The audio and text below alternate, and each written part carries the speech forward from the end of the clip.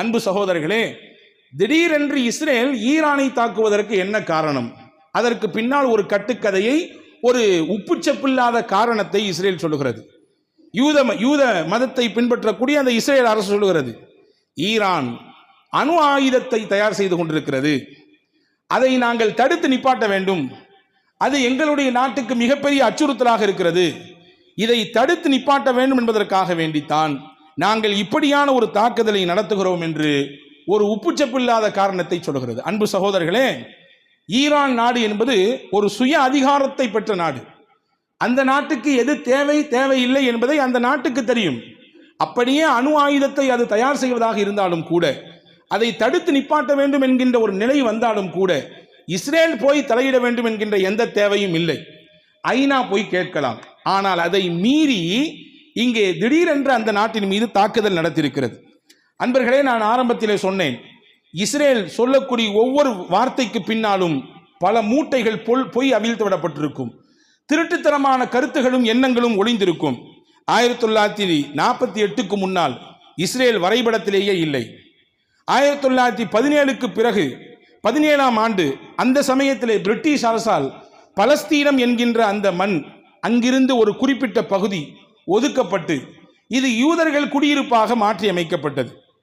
அதற்கு பின்னால் 1948களுக்கு பின்னால் பலஸ்தீனத்திலே இருந்த சுமார் 78% நிலத்தை இவர்கள் மொத்தமாக ஆக்கிரமிப்பு செய்து 7 லட்சம் பலஸ்தீனர்களை அகதிகளாக உலகத்திலே நடமாட விட்டார்கள். அது மட்டுமல்ல, அதையும் தாண்டி 1967களுக்கு பின்னால் இஸ்ரேல் தனக்கு பக்கத்தில் இருக்கக்கூடிய நாடுகள், அரபு நாடுகளின் சில நாடுகளிலிருந்து சில இடங்களை கைப்பற்றி கொண்டது. ஜோர்டானிலிருந்து, அதே போன்று எகிப்திலிருந்து, சிரியாவிலிருந்து பல பகுதிகளை கைப்பற்றி தங்களுடைய எல்லைகளை விரிவாக்கி கொண்டே போனது. இப்படி திருட்டுத்தனமான வேலைகளை தொடர்ச்சியாக செய்யக்கூடிய இஸ்ரேல் தான் சொல்லுகிறது, ஈரான் அணு ஆயுதத்தை வைத்திருக்கிறது, அதை தடுத்து நிப்பாட்ட வேண்டும் என்பதற்காக வேண்டித்தான், அதனால் எங்களுடைய நாட்டுக்கு பாதிப்பு என்பதை நாங்கள் உணர்ந்ததனால்தான் அந்த நாட்டை நாங்கள் தாக்குகிறோம் என்று. உள்ளபடியே நாம் பார்ப்போமேயானால் இஸ்ரேலிடத்தில் அணு ஆயுதம் இல்லவே இல்லையா? இஸ்ரேல் அணு ஆயுதத்தை எப்பொழுது தயாரித்தது? 1948 இஸ்ரேல் நாடு உருவாகியதற்கு பிறகு அந்த நாட்டினுடைய முதல் பிரதமர் டேவிட் பென்குரியன் அப்பொழுதே சொன்னார், இஸ்ரேல் நாட்டுக்கு அணு ஆயுதம் தேவை என்று சொன்னார். அந்த சமயத்திலே அதை வளர்ந்த நாடுகள் பல ஏற்றுக்கொள்ளவில்லை. ஆனால் அன்றைக்கு அணு ஆயுதத்தை வைத்திருந்த அமெரிக்கா போன்ற நாடுகளிலிருந்து திருட்டு வழியாக கபலீகரம் செய்து அங்கே இருந்த சில பொருட்களை கொண்டு வந்து பிரிட்டன் போன்ற சுற்றி இருக்கக்கூடிய முக்கிய நாடுகளினுடைய அறிவுஜீவிகளை பயன்படுத்தி அவர்கள் அப்பொழுதே 1948களிலே 60களிலேயே அவர்கள் அணு ஆயுதத்தை செய்து விட்டார்கள். இன்றைய கணக்கின் பிரகாரம் ஆய்வாளர்கள் சொல்கிறார்கள், இஸ்ரேலிடத்திலே சுமார் 80லிருந்து 400க்கும் அதிகமான அணு ஆயுதங்கள் இருக்கிறது என்று. அப்படி என்றால் இப்போ உன்னுடைய நாட்டில் இருக்கக்கூடிய அணு ஆயுதத்தை நீ வைத்துக்கொண்டு பக்கத்திலே இருக்கக்கூடிய நாட்டிலே அவன் அணு ஆயுதம் செய்கிறான், எனவே அவனை நாங்கள் இல்லாமல் ஆக்கப் போகிறோம் என்கின்ற சதித்திட்டத்தோடு இது இறங்கியிருப்பது என்பது இது ஒரு அப்பட்டமான பொய் என்பதை தாண்டி ஈரான் என்கின்ற நாட்டை மொத்தமாக அழித்து விட வேண்டும் என்கின்ற எண்ணத்தோடு களமிறங்கி இருக்கக்கூடிய ஒரு விஷயம் என்பதை நாம் இங்கிருந்து புரிந்து கொள்ள முடிகிறது. இந்த நேரத்தில் முஸ்லிம்களாக இருக்கக்கூடிய நாம், உலக முஸ்லிம்களாக இருக்கக்கூடிய நாம் என்ன செய்ய வேண்டும், நமக்குரிய கடமை என்ன, பொறுப்பு என்ன என்பதை நாம் இங்கே உள்வாங்கிக் கொள்ள வேண்டும். நான் ஆரம்பத்தில் சொன்னதை மறுபடியும் சொல்கிறேன். உங்களிடத்திலே, நீங்கள் வாழக்கூடிய இடத்திலே ஒரு இடத்தில் அநியாயம் நடக்கிறது, அக்கிரமம் நடக்கிறது என்றால் ரசூலுல்லாஹ் சொன்னார்கள், மன் ரஆ மின்கும் முன்கரன் ஃபல்யுகையிருஹு பியதிஹி, அவரால் முடியுமானால் தன்னுடைய கரத்தை கொண்டு தடுத்து நிப்பாட்டட்டும். இல்லை என்றால் ஃபபில் இசானிஹி, அவருடைய நாவால், தன்னுடைய நாவால் பேச்சால் அதை மாற்றி அமைப்பதற்கு முயற்சிக்கட்டும். ஃபஇல்லம் யஸ்ததி ஃபபி கல்பிஹி, இது 3வது நிலை. இது ரெண்டுக்கும் வாய்ப்பில்லை என்றால் தன்னுடைய கல்பால் அதை வெறுத்து ஒதுக்கி கொள்ளட்டும். அநியாயமும் அக்கிரமமும் பாவங்களும் தொடர்ச்சியாக நடக்குமையானால் ஒரு முஸ்லிம் முதலில் அதை மாற்றி அமைப்பதற்கான முயற்சியிலே களமிறம் இறங்க வேண்டும் என்பதை இஸ்லாம் நமக்கு அழகாக சொல்கிறது. உலகத்தினுடைய முடிவு நாளுக்கு நெருக்க நெருங்க ரசூலுல்லாஹி ஸல்லல்லாஹு அலைஹி வஸல்லம் பல அடையாளங்களை சொன்னார்கள். அந்த அடையாளங்களிலே ரொம்ப முக்கியமான அடையாளம் என்னவென்றால் ஹதீஸிலே வந்திருக்கிறது, லா தகூமு ஸாஆ, மறுமை நாள் என்பது ஏற்படாது, ஹத்தா யுகாத்திலுல் முஸ்லிமு யஹூத, முஸ்லிம்கள் யூதர்களிடத்திலே சண்டையிடுவார்கள், முஸ்லிம்கள் யூதர்களுக்கு எதிராக போர் செய்வார்கள். எந்த அளவுக்கு என்றால் ஒரு முஸ்லிம் யூதர்களை துரத்தி கொண்டு போவார்கள். அந்த யூதன் போய் மரத்துக்கு பின்னால் ஒளிந்து கொள்வான், கல்லுக்கு பின்னால் ஒளிந்து கொள்வான். அந்த கல்லும் மரமும் காட்டி கொடுக்கும், முஸ்லிமே எனக்கு பின்னால் யூதன் இருக்கிறான், எனக்கு பின்னால் ஒளிந்து கொண்டிருக்கிறான், இவனை விட்டு விடாதே என்று அந்த கல்லும் மரமும் சொல்லும் என்று நபிகள் நாயகம் ஸல்லல்லாஹு அலைஹி வஸல்லம் சொன்னாங்க. அப்ப கியாமத்தின் நெருக்கத்திலே யூதர்களோடு போர் நடக்கும், சண்டை நடக்கும், அவர்களுக்கு எதிராக சத்திய முஸ்லிம்கள் களத்தில் நிற்க வேண்டும் என்பதை முஹம்மது ரசூலுல்லாஹி ஸல்லல்லாஹு அலைஹி வஸல்லம் சொன்னார்கள். ஆனால் இன்றைய உலகத்தின் போக்கு எப்படி இருக்கிறது? பல அரபு நாடுகள் எந்த சமரசமும் இல்லாமல் இஸ்ரேலோடு கூட்டு வைத்திருக்கிறார்கள். பல அரபு நாடுகள் வெளிரங்கத்திலே சில அறிக்கைகளை மட்டும் விட்டுவிட்டு தங்களுடைய ராஜாங்கத்தை காப்பாற்றிக் கொள்ள வேண்டும் என்று சவுதி போன்ற முக்கியமான நாடுகள் எல்லாம் ஒதுங்கி நிற்கிறது.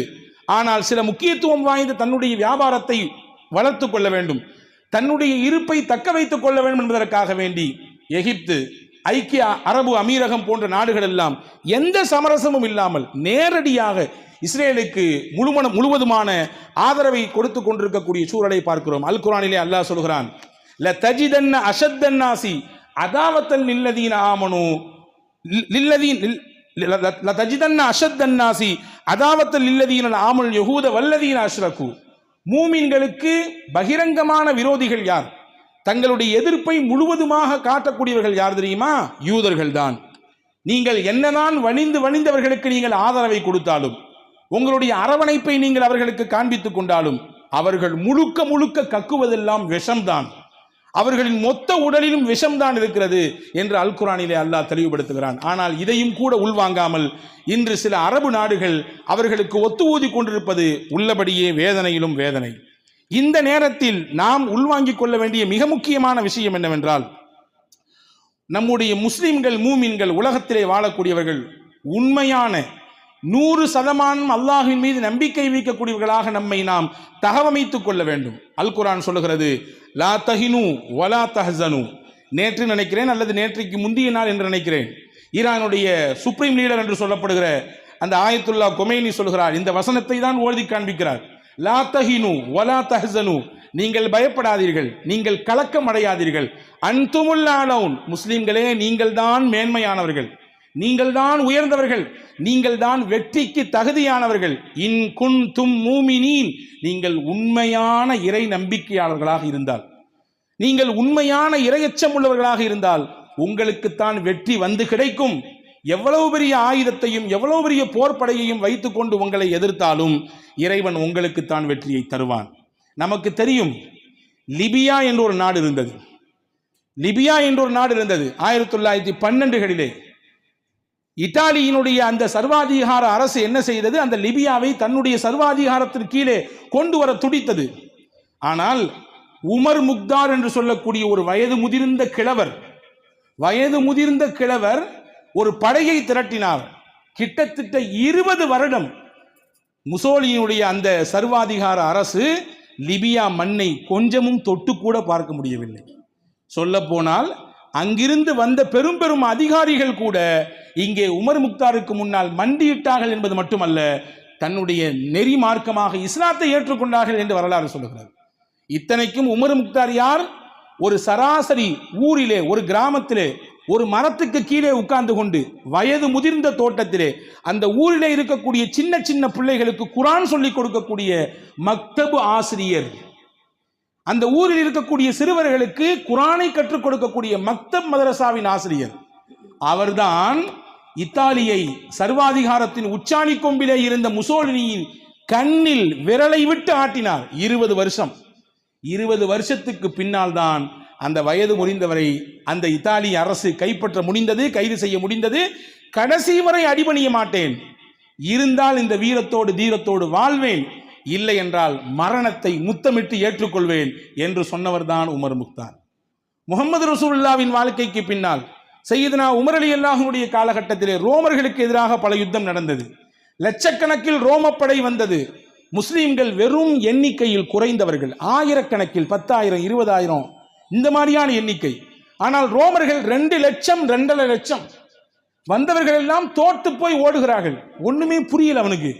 என்னப்பா 2 லட்சம் பேர் நம்ம போயிருக்கிறோம், ஒரு 20,000 30,000 மக்களை நம்மளை விட பலத்தால் 10 மடங்கு பின்னால் இருக்கக்கூடியவர்களை நம்மால் வீழ்த்த முடியவில்லையா, என்ன ரகசியம் அப்படின்னு கேட்டான் தலைவன். இங்கே சொன்னார்கள், இங்கே தோற்று போனவர்கள் தலைவரிடத்திலே போய் சொன்னார்கள், அந்த கூட்டத்திலே பகலெல்லாம் சண்டையிடுகிறார்கள், இரவாகிவிட்டால் தங்களை படைத்த ரப்பிடத்திலே நின்று மன்றாடி கண்ணீர் விட்டு அழுகிறார்கள், தங்களை இறைவனுக்கு முன்னால் அப்படியே ஒப்புவித்து விடுகிறார்கள், அப்படியே ஒப்படைத்து விடுகிறார்கள். ஆனால் நம்ம கூட்டத்தில் பகல்லாம் சண்டை போட்டு ராத்திரி எல்லாம் கூத்தடிக்கிறான், தண்ணியை குடித்து கொண்டு சாராயத்தை குடித்து கொண்டு பெண்களோடு உல்லாசமாக உல்லாசபுரியிலே சுற்றி வருகிறான். எனவே நமக்கு ஜெயிக்க முடியவில்லை. அவர்கள் தங்களை தங்கள் ரப்பின் பக்கத்திலே கொடுத்து விட்டதினாலே எண்ணிக்கை குறைவுதான், ஆனால் வெற்றி அவர்களுக்கு தான் என்று எதிரணியிலே இருந்தவர்கள் சொன்னார்கள். அப்ப நம்ம புரிஞ்சு கொள்ள வேண்டிய விஷயம் என்னன்னா, எவ்வளவு பெரிய ஆயுதங்களும் படைப்பட்டாளங்களும் தொடர்ச்சியாக இருந்தாலும் ஒட்டுமொத்த முஸ்லிம் உம்மத்தும் ஈமான் என்கின்ற ஒன்றில், இறை நம்பிக்கை என்ற விஷயத்தில் உறுதி பூண்டிருப்பார்களேயானால், அல்லாஹ்வை தவிர்த்த உலகத்திலே வேறு யாருக்கு முன்னாலும் நான் சரணாகதி அடைய மாட்டேன், நான் தலை வணங்க மாட்டேன் என்கின்ற எண்ணம் மேலோட்டமாக ஆள் மனதிலே புகுந்து விடுமேயானால், நிச்சயமாக அன்பு பெருமக்களே, அல் குர்ஆன் சொல்வதை போல கம் மின் ஃபிஅத்தின் கலீலத்தின் கலபத் ஃபிஅத்தன் கஸீரத்தன் பிஇذنில்லாஹ், சொற்பமான எண்ணிக்கை, ஆனால் இவர்கள் ஜெயித்தது பெரும் பெரும் படைகள். சொற்பமான எண்ணிக்கை, ஆனால் ஜெயித்ததோ பெரும் பெரும் படைகள். இப்படியான சூழலை இன்னைக்கும் உலகத்தில் அல்லாஹ் காட்டுவான். எனவே அன்பான சகோதரர்களே, உலக முஸ்லிம்களுக்கு நாம் சொல்லிக்கொள்ள வேண்டிய விஷயம் இதுதான். அதே போன்று அல் குர்ஆனிலே 3வது அத்தியாயம் 111 மற்றும் 112வது வசனத்தை நாம் கொஞ்சம் உள்வாங்கிக் கொள்ள வேண்டும். அல்லாஹ் சொல்கிறான், லை யதுர்ருக்கும் இல்லாதா, யூதர்கள் உங்களுக்கு நோவு தருகிறார்கள், அதெல்லாம் கொஞ்சம் ஒரு சின்ன நோவைத்தான் உங்களால் அவங்களுக்கு கொடுக்க முடியும். அல்லாஹ் சொல்கிறான், இந்த வார்த்தையை கவனிங்கள், நீங்கள் அவர்களை எதிர்த்து நின்றால் யுவல்லூக்கும் அதுமார், புறமுதுகு காட்டி ஓடி விடுவார்கள், களத்தில் நிற்க முடியாது, அவங்களால நிற்க முடியாது. யுவல்லூக்கும் அதுமார் சும்மலா துன்சரூன், உதவி உங்களுக்கு தான் வரும், அவர்களுக்கு கிடைக்காது. உதவி உங்களுக்கு தான் கிடைக்கும், அவர்களுக்கு உதவி கிடைக்காது. சொல்லிட்டு அல்லாஹ் சொல்றான், லுரிபத் அலைஹிமு ஸில்லத்து ஐனமா சுகிஃபு, அவர்கள் உலகத்தில் எங்கே வாழ்ந்தாலும் இழிவோடும் அவமானத்தோடும் தான் வாழ்வார்கள், இது இறைவனாகிய என்னுடைய விதி என்று அல்லாஹ் முடிக்கிறான். எனவே அவர்களுடைய இந்த திட்டம் நிச்சயம் செல்லாது. அல்லாஹ்வின் திருத்தூதர் ஸல்லல்லாஹு அலைஹி வஸல்லம் சொன்னதை போன்று கியாமத்துக்கு முன்னால் அவர்களை அழிக்கக்கூடிய சூழல் வரும், அவர்களுக்கு எதிராக யுத்தங்கள் நடக்கும், சண்டைகள் நடக்கும், போர் நடக்கும், ஆனால் கடைசியில் வெற்றி முஸ்லிம்களுக்குத்தான் என்று சொல்கிறான் வல்ல அல்லாஹ். அதை நம்முடைய காலத்திலேயே காண்பிப்பானாக. கஸாவினுடைய மக்களுக்கு அல்லாஹ் பாதுகாப்பை தருவானாக. முழுமையான விடுதலையை பலஸ்தீனத்திற்கு மட்டுமல்ல, இன்றைக்கு மத்திய கிழக்கு நாடுகளில் ஏற்பட்டிருக்கக்கூடிய அந்த போர் அபாயத்தை அல்லாஹ் தணிப்பானாக. அல்லாஹினுடைய நாட்டம் இருந்தால் இதிலேயே இந்த சியோனிசத்திற்கு அல்லாஹ் ஒரு முடிவை கட்டுவானாக. வாஹிரு தாவான் அல்ஹம்துலில்லாஹி ரப்பில் ஆலமீன். வஸ்ஸலாமு அலைக்கும் வரஹ்மத்துல்லாஹி வபரகாத்துஹு.